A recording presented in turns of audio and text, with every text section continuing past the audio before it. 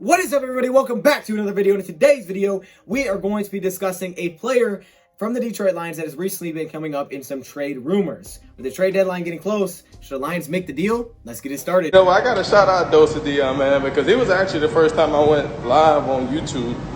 And, you know, guys don't know DoseOfDion. He put out a lot of good content for the Detroit Lions. Welcome everybody to another video. Glad you guys are here. And yes, we're diving into another trade rumor. We've talked about a few of these, but this one really has some attachments to the Detroit Lions because it's another team that's reportedly interested in trading potentially for a Lions player. So we're going to talk about it in today's video. Now, obviously you guys can see from the board, it said JD, and you probably read from the title and from the thumbnail that we're talking about Jarrad Davis. But I want to make this statement before we get into anything, all right? This is my personal opinion on what's going to happen at the trade deadline. The Lions will not be sellers at the trade deadline. Just that simple. Now, there's a difference between, being sellers and maybe like moving, a piece to just get a 7th round pick or something in return. But legitimately, the Lions won't be sellers in my opinion. That doesn't mean they're going to be buyers either. I don't know if the Lions are going to go out and make any moves. Knowing the Lions, most of the time I usually lean to the side of there's probably nothing going to happen. But the Lions, in my opinion, will not be sellers without something coming back in return. If the Lions can't improve their team somehow, I don't think they're going to be giving away, especially like very valuable assets or anybody that's having a pretty big role or impact on this team so far. I don't see that happening. Reason why. The NFL trade deadline is November 3rd. Which is 2 days after 2 games from now. So it's 2 days after that Colts game, which means the worst the Lions could be technically is 2-5. But if you're going to make a trade before the deadline, it's probably going to happen a week before. I think before that, Colts game when you start locking in. So the trade would have to happen pretty darn soon.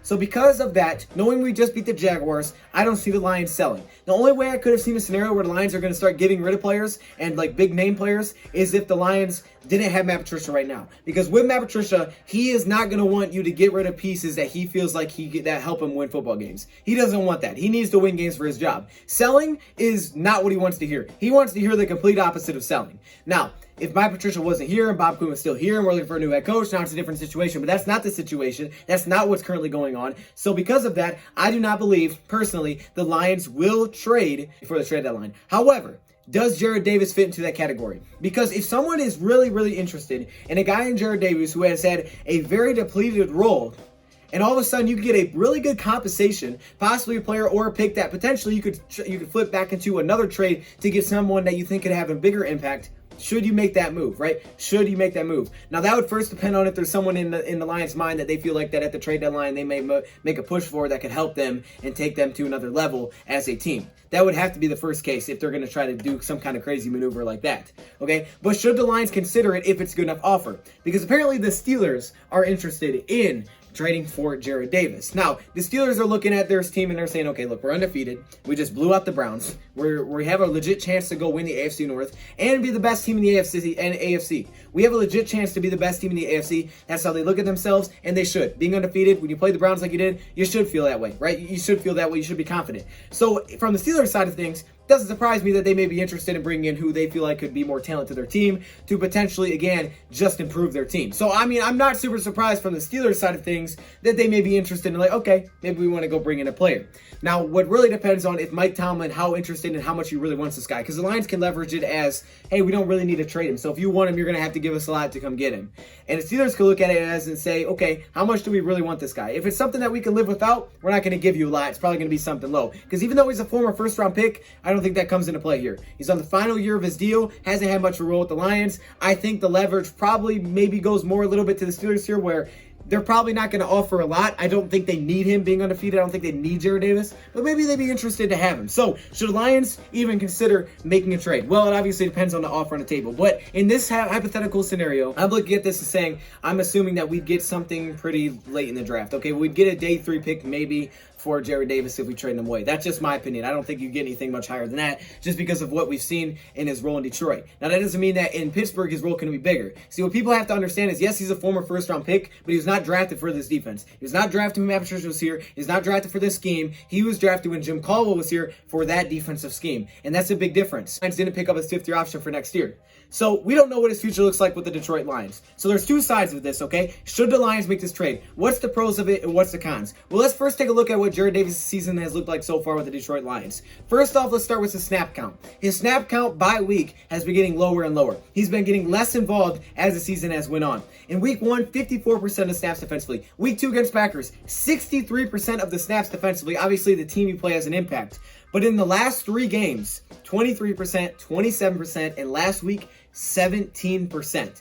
17% of snaps. He didn't come in until midway through the third quarter. I went back and watched. That's the first time I saw this guy, and then he went right back off. He also doesn't play on third downs for the Detroit Lions. Okay, that was what his snap counts have looked like so far this year. Clearly, his role is getting much smaller.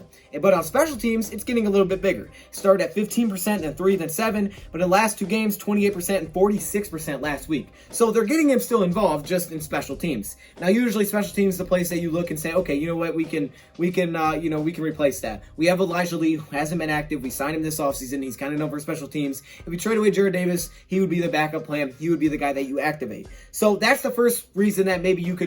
I'm going to give both sides points here. So that's the first point for the side of yes, we should trade him, okay, is that his snap counts and his role has been really decreased. Secondly, he may not be part of the future. We don't know what his future looks like. All we know is that he's going to be a free agent after this year, as the Lions already declined that 5th-year option, which, by the way, was the right decision. Even if you like JD, $10 million is not the move. So Lions already declined that. We don't know what his future looks like, but potentially, even if he goes to free agency, you could possibly get him back if you really wanted to for probably much, much cheaper. I'm assuming if he, falls to free agency, someone's going to get him much cheaper than what our 5th-year deal would have been. So that's the second reason, is that he's not even locked up long term. So again, if you're going to let him walk anyways, you might as well see if you can get something for him now. That's another big reason. But on the other side of things, when I look at maybe why Lions should keep Jarrad Davis, I think there's some really, really strong points here. First off, from what I've seen from Jarrad Davis, is he's clearly not the go-to guy. He's not the main guy, but he is pretty strongly that backup linebacker for us. Like, he is the guy that comes in behind Reggie Ragland as of now. The Lions, to me, are looking at this and saying, look, Jarrad Davis, you're not our starter, but you are the backup. You are the backup here behind basically Reggie Ragland and Jamie Collins. And we can use you at times to give them breathers, or if something happens, we can put you in. And he's been through the system a couple of years, so he knows what's at least going on and what's asked of him. So that's more reliable than a guy like Elijah Lee, who has literally played 0% of the defensive snaps for the Lions this year. Hasn't played a single snap defensively. So which one do you want to rock with? In a year that you have to win, not knowing what's going to happen because of injuries have been piling up, the COVID stuff, do you really want to trade away your legit backup to Reggie Ragland, basically, on the lineup, right? A guy that still does get involved just a little bit. It's going down, but he still does get involved. And if something happened, he would have to take on a much bigger role. Now, from the film that I watched against the Jaguars, he didn't look that bad. The same strengths that we've always seen from him. He's a hitter, all right? This is a guy that runs through somebody. He is a tone setter on the field. Also, his coverage doesn't seem to be awful, but they don't put him out there on third downs. You have Jamie Collins and some of the other options they do at linebacker, and Jalen Curse and, Ragland. Why would you put Jarrad Davis on the field instead, right? You might as well just put the pass coverage guys out there. It just makes more sense. But Jarrad Davis is a tone setter. He's a guy that reportedly the coaches loves. We know they always rave about him. He's done what he can, with his body this offseason to be more impactful on this team. And he tries his butt off. I mean, this is that guy that will give 110%. The eye test tells you that he's not going to go out there and just, I'm going to walk around. I'm not feeling it today. You're not playing me enough. This guy works his butt off no matter what the circumstances are. So yes, I get it. He doesn't have the biggest role, and he may not have the biggest impact. But me personally, looking at what he's done so far this season, he's blitzed 5 times, and in those 5 blitzes, he's had 4 pressures. That's pretty darn good. He does have some concerns with missed tackles, already 4, which is 21%, and he's allowed 3 of 3 completions. His stats aren't great. He's not a great linebacker for this system. But it's also not a guy that you have locked up to some expensive long-term deal that you're trying to drop. What I see with Jarrad Davis is this. To me, he is your backup linebacker. One of them, at least. One of your guys that you look at linebacker and you can say, okay, if something goes wrong, you'll be the next guy up.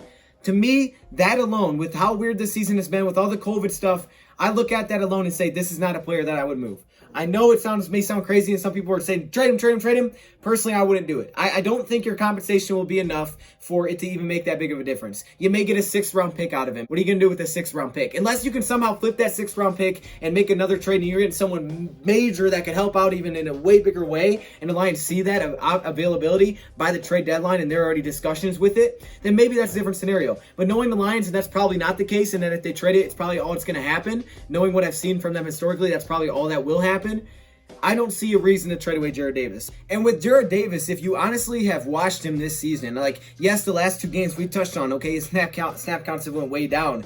but recently he's played much, much better. I mean, he's had a lot of impact when he's been on the field. When he's out there, there's usually some sort of production coming from Jarrad Davis, especially last week. Like, get it, he didn't play in tons of snaps, right? He wasn't on the field that many times, but when he was out there, he was still serving some type of impact, and his coverage wasn't very bad. He was tasked with a lot of underneath routes, fullbacks, tight ends, things like that, a lot of short routes when he was placed on the field. Again, he came off the field on third downs, but he's tackling well, he's shedding blocks, he's squaring up well, he's forcing fumbles, and I think week 4 he's one of our highest graded players in PFF, and week 6 he may have been our highest graded player in PFF. Like, this guy has been pretty darn good in his last couple weeks, and over the season is at 81 by PFF, which is by far his best. And the Lions have done a good job, I think, of taking some of the role away from him and allowing him to just try to play to his strengths. Okay, what does he do well?